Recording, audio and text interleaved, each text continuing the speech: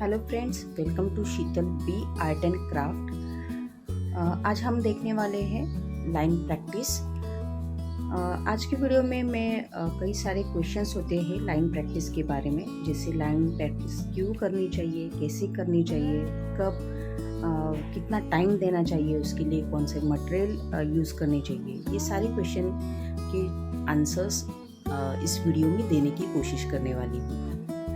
तो उसके लिए आपको एंड तक रुकना है, वीडियो को अच्छे से सुनना है, देखना है, ताकि आपके जो क्वेश्चंस है उसके आंसर्स आपको अच्छे से मिले। ठीक है, तो सबसे पहला जो क्वेश्चंस आता है कि लाइन प्रैक्टिस आर्ट की इसमें क्यों करनी चाहिए या फिर कितना इम्पोर्टेंट है। ठीक है, तो जैसे हम बोलते हैं कि अगर आप स्पोर्ट्स में अगर आप इंटरेस्टेड है और अगर आप स्पोर्ट्स करते हैं, प्रैक्टिस करते हैं उसकी, तो कोई भी स्पोर्ट्स खेलने के पहले आप वार्म अप करते हैं। तो उसी प्रकार से जो लाइन प्रैक्टिस होती है वो एक वार्म अप है।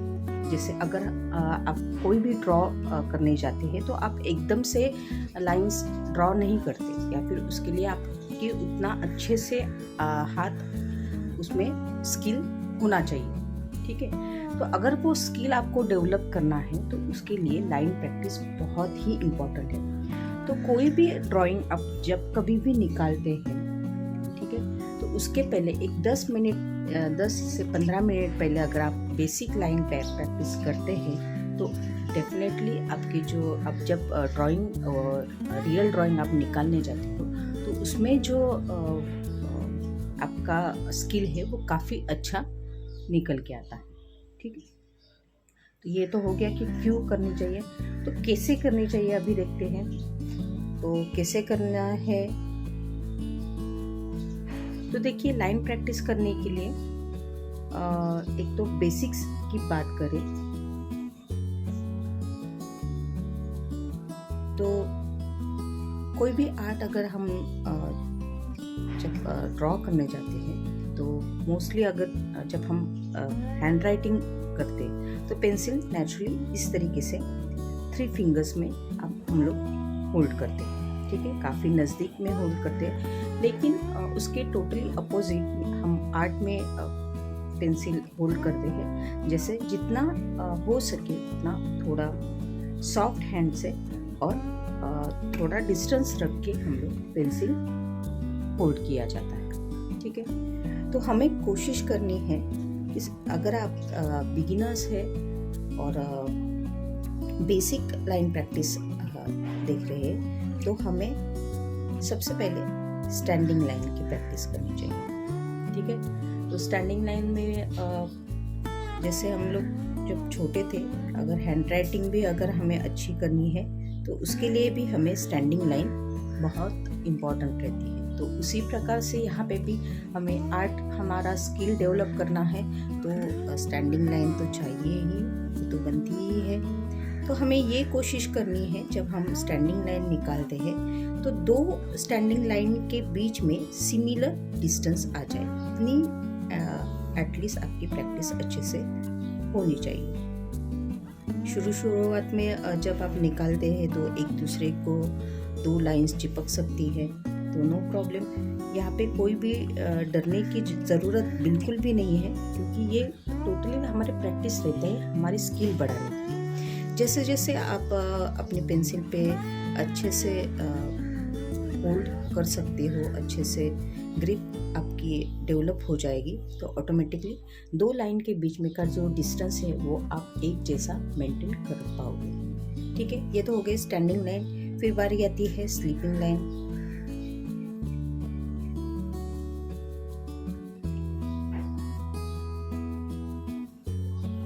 ठीक है, 2 लाइंस के बीच में एक जैसा जितना आप सिमिलर डिस्टेंस रखोगे उतना अच्छा है। देखिए यहाँ पे भी आप नोटिस कर सकते हो मैंने पेंसिल किस तरीके से होल्ड की है, एकदम सॉफ्टली मैंने होल्ड किए है और ये जो लाइंस बना रही हूँ वो भी सॉफ्ट हैंड से ही बना रही हूँ। ठीक है, ये इस तरीके से आप एक 10-15 लाइंस बना लीजिए। उसके बाद आती है slanting lines, right to left,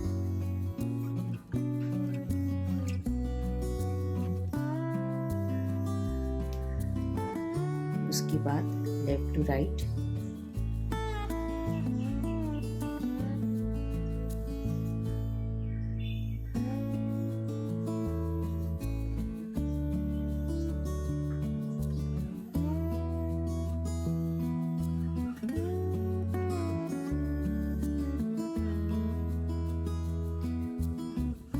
ठीक है। अभी इसके बाद हम देखेंगे कर्व लाइन।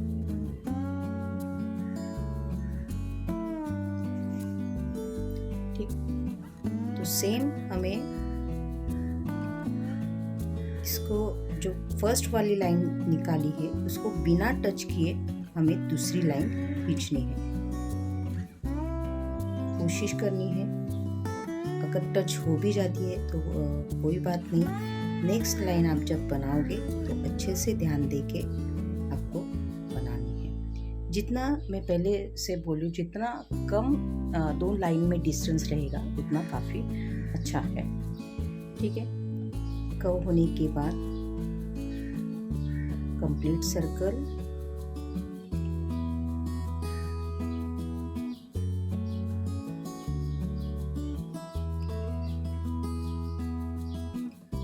तो जैसे लेफ्ट टू राइट हम लोगों ने नेचुरली है, जैसे हमारे राइट हैंड के जैसा स्ट्रक्चर बना है उसी हिसाब से हमें लेफ्ट टू राइट सर्कल बनाना काफ़ी इजी जाता है। लेकिन वही अगर हम राइट टू लेफ्ट बनाएं तो काफ़ी थोड़ा सा डिफिकल्ट बनता है। तो इसलिए जब कभी भी आप पेंसिल प्रैक्टिस कर रहे हो तो जो लाइन आप राइट यानी इजी डायरेक्शन में आपकी बनती है तो आप कोशिश कीजिए मिरर इमेज का भी उसकी प्रैक्टिस करें।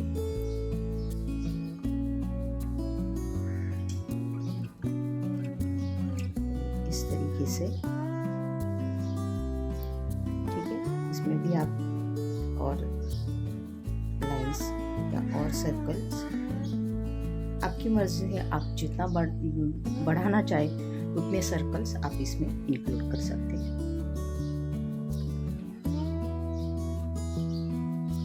ठीक है, उसके बाद आते हैं वेव लाइन।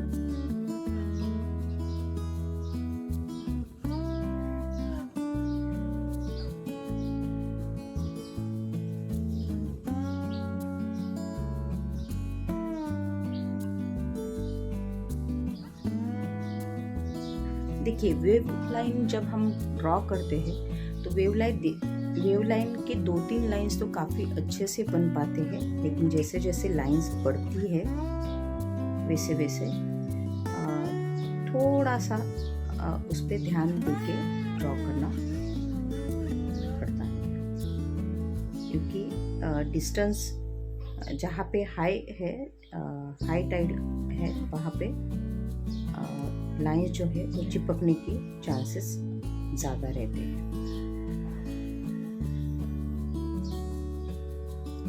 ठीक है, इस तरीके से।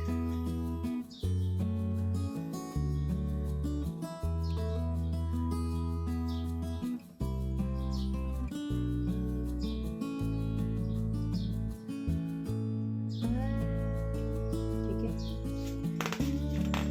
ये हो गया एक पेज। उसके बाद आप एक स्लैंटिंग लाइन, एक हाफ सर्कल,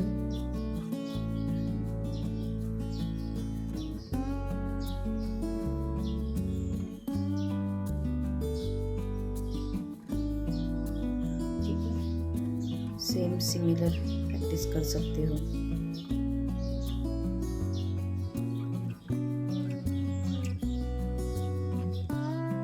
जैसे पहले भी बताया था अपोजिट डायरेक्शन वाला, तो सेम अपोजिट डायरेक्शन से भी आप ड्रॉ करना है बीच बीच में, ताकि आपके फिंगर्स को अपोजिट डायरेक्शन का भी प्रैक्टिस मिले। ठीक है,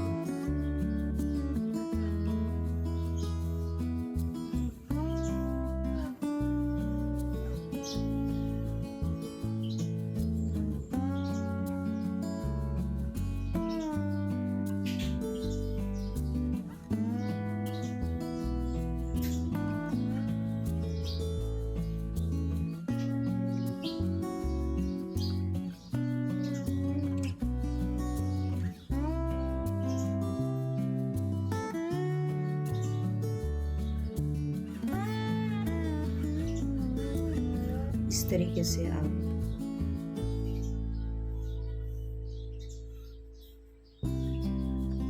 लाइन प्रैक्टिस कर सकते हैं। ठीक है, ये तो काफ़ी बेसिक हो गया।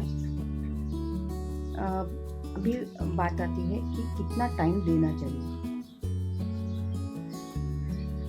तो वो टोटली आप पे डिपेंड रहता है, लेकिन कोई भी ड्राइंग अगर करने से पहले आप शुरुआत के 5-10 मिनट भी आप शुरुआत में कर देते हैं, तो आप जब ओरिजिनल ड्राइंग आप निकालने बैठते हो तो उस पर इफ़ेक्ट जो है वो काफ़ी अच्छा आता है।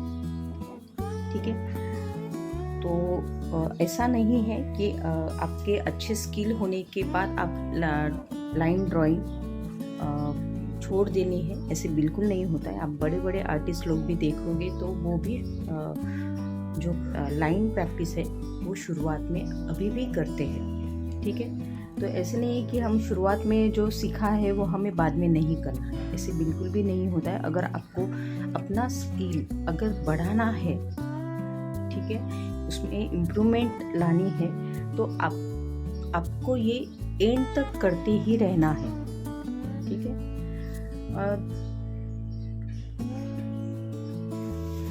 ठीक है, लाइन प्रैक्टिस क्यों करनी है, कैसी करनी है, कब करनी है, ये तो पता चल गया। अभी देखते हैं इसके लिए कौन से मटेरियल चाहिए। तो इसके लिए आप कोई भी अच्छी क्वालिटी के महंगे पेंसिल्स ले सकते हो, बिल्कुल भी नहीं, ऐसी बात नहीं है। तो सिंपल सी बात है, आप कोई भी एक पेंसिल और नॉर्मल पेपर, उसके लिए आपको ड्राइंग पेपर ही चाहिए, ऐसे भी नहीं है। यहाँ पे मैंने यूज़ किया है वो प्रिंट पेपर है, आप चाहिए तो रफ पेपर भी यूज़ कर सकते हैं, या फिर ओल्ड न्यूज़पेपर है उस पर भी कर सकते हैं।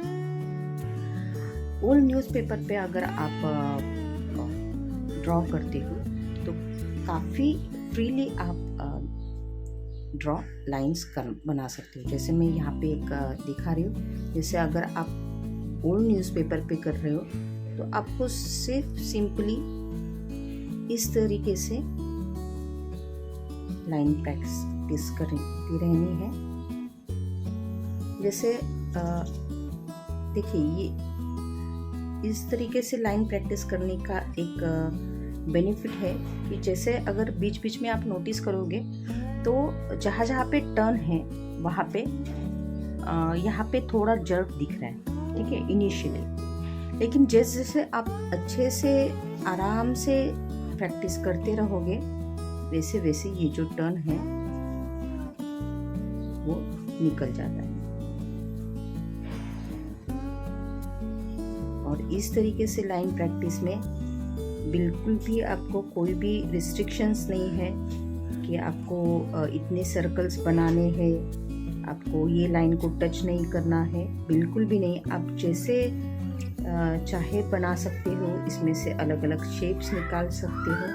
आपको सिर्फ ये ध्यान में रखना है कि आपको ये पेज फिल करना है। तो उसके लिए आप ओल्ड न्यूज़पेपर यूज़ करो, कोई भी रफ पेपर, या फिर पुराना आपका कुछ बुक है आपने ओवरराइट उसमें किया है तो आप आराम से उसको भी यूज़ कर सकते हो। नॉट नेसेसरी एवरी टाइम आपको ड्राइंग पेपर ही यूज़ करना है, ऐसे बिल्कुल भी नहीं है। ठीक है, तो आई थिंक आज के वीडियो में आपको जो हम क्वेश्चंस लिख के आए थे लाइन प्रैक्टिस के बारे में, तो उसके क्वेश्चंस आंसर्स मिले होंगे। होपफुली आपको अगर वीडियो पसंद आया है तो प्लीज़ उसको लाइक कीजिए, शेयर कीजिए। जो आर्ट लवर है और जिनको पसंद है ड्राइंग करना और बिगिनर्स है तो प्लीज़ उनमें ये शेयर कीजिए वीडियो, और चैनल को सब्सक्राइब कीजिए ताकि मैं जो नए नए अभी वीडियोस लेके आने वाली हूँ वो आप तक तुरंत सबसे पहले नोटिफिकेशन मिले। Thanks for watching.